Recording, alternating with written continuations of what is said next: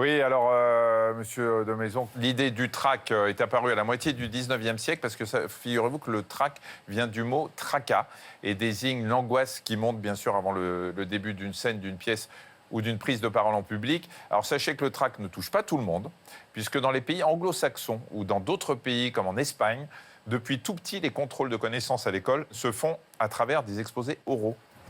Vous savez qu'en France, on privilégie toujours l'écrit, ce qui empêche bien sûr les enfants de s'habituer à parler en public et d'être à l'aise à l'oral. Aux États-Unis, on vous encourage à prendre la parole pour vous présenter, pour faire un speech, pour porter un toast.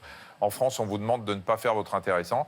Et finalement, on va créer la peur de parler en public qui devient le trac. Autrement dit, le trac, c'est le camembert des émotions, la tour Eiffel de l'angoisse, la marinière de l'anxiété anticipatoire.